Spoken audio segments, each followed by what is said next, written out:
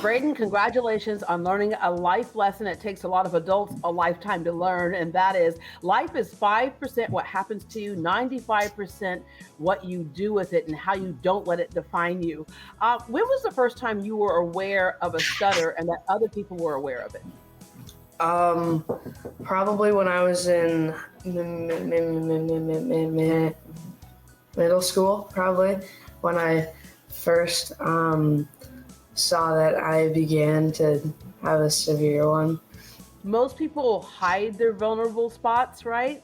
But for you, you went head on into it, even to the point where you entered a speech competition. You delivered the Gettysburg Address. What made you decide to do that, and what was the outcome? Well, I didn't really have a choice. It was mandatory. But I practiced with my speech therapist. Along the way, there are different things that happen to boost your confidence. In that case, you actually won a contest. And then you met President Biden, who we know also stutters. And how did you meet him? And what was the outcome of that meeting?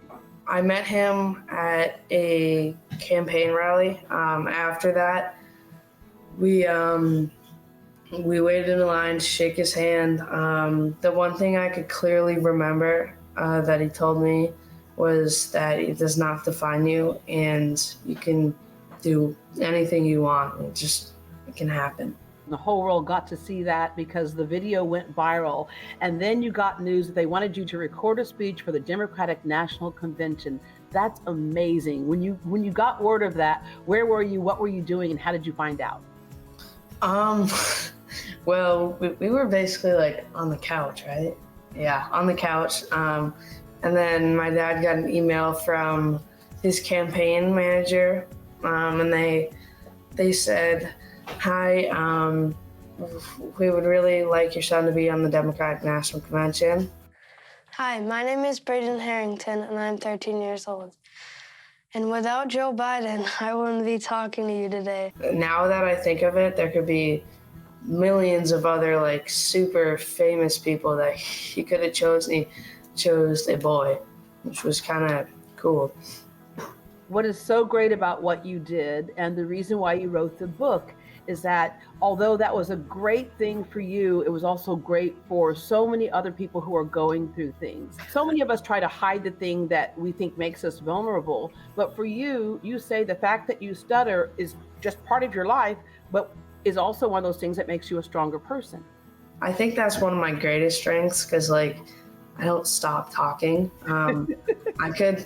I could talk a dog off a meat truck if I wanted to. You might become a talk show host one day. See, I couldn't stop talking either. I would get in trouble in class for that. Now you've written your book, Brayden Speaks Up, and it will be in the hands of so many more people and teach a lesson to younger kids and parents at the same time. So what went through writing this book? Why did you want to get it out there?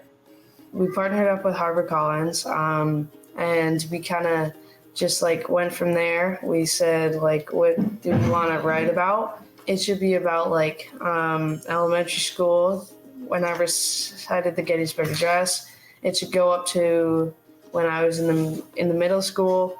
It should go all the way up to the inauguration when I spoke there.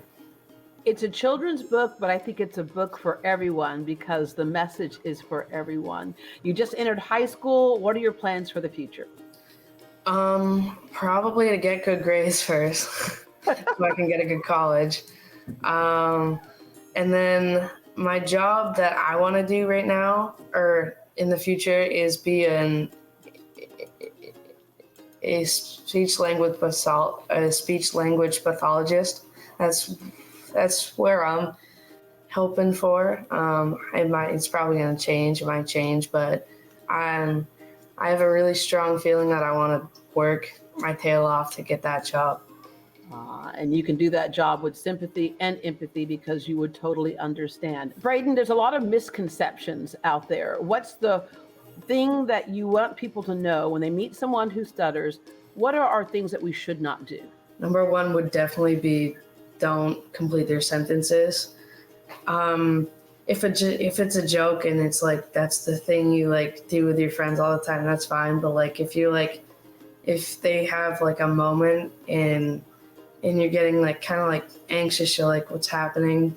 Just take it to reasons that maybe they have like in talking impediment, or maybe they have like some sort of like imperfection. I want to end with this last question. I know there's someone watching right now who's going through a tough time, and it looks like they can't get through that tough time. What message do you have to say to them?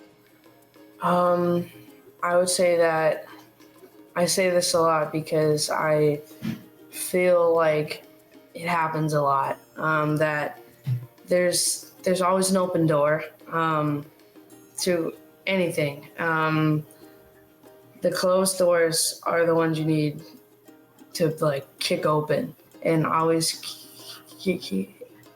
always have your head up. Brayden, thank you very much for sharing your story with us, and thank you for this book. We're going to put it on our reading list here at KHOU.